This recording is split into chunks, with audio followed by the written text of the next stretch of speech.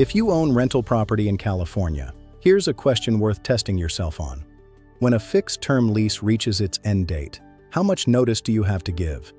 A lot of landlords answer 30 or 60 days, and that's actually wrong. That notice rule doesn't even apply yet at that point. Let's walk through what actually happens. Civil Code Section 1946.1. The law everyone reaches for first governs ending a month-to-month tenancy. It doesn't, on its own, create any notice requirement for a fixed-term lease simply running out its already agreed term. So what does control what happens at lease end? 3 things: whether your tenant stays, whether you accept rent afterward, and this is the one people skip, whether the property is protected by just cause. Here's the mechanic.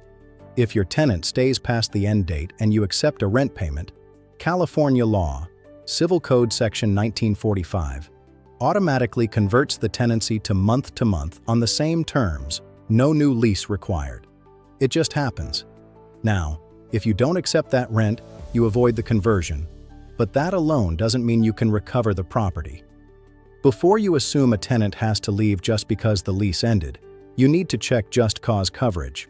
Statewide, AB 1482 requires a qualifying reason to end a covered tenancy once the tenant's been there 12 months, sometimes 24, if a new adult tenant was added to the lease along the way. But if your property's in Oakland or Berkeley, the local rules are stricter. Just cause protection can apply from day 1 of the tenancy. Lease expiration, by itself, isn't a valid reason to end a just cause protected tenancy in either city. That's the check to run first, before you touch a notice period calendar at all. Once you've confirmed the tenancy is periodic and not just cause protected, that's when the 30 or 60-day rule actually applies. 30 days if the tenant's been there less than a year, 60 days if longer. Now, raising the rent runs on a completely separate clock. Civil Code Section 827 requires 30 days notice for an increase of 10% or less and 90 days for anything above that. And that clock counts backward from the increase's effective date, not the lease's end date. That distinction matters this year specifically because AB 1482's statewide cap jumps from 6.3 to 8.8% on August 1st. Oakland's local cap climbs to 2.3% the same day.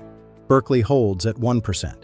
The rate that applies is whichever one governs the date your increase actually takes effect, not when you happen to serve the notice. One more thing, from our own experience managing renewals across the East Bay. We don't push a new fixed-term lease at every renewal date as a default.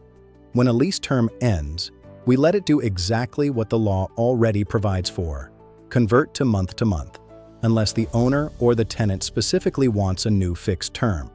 That's deliberate, not an oversight. It means we're not re-signing paperwork every year that would say the same thing, and it keeps our renewal season effort where it actually matters, getting the just cause check, the notice, and the rate right. If you want the full breakdown, the exact notice period rules, the effective date timing trap, and the Oakland and Berkeley specifics, the complete guide is linked below. We manage 600+ units across Emeryville, Oakland, Berkeley, and Richmond, and this is exactly what we walk through every renewal season. If this was useful, subscribe. We cover this every week. See you in the next one.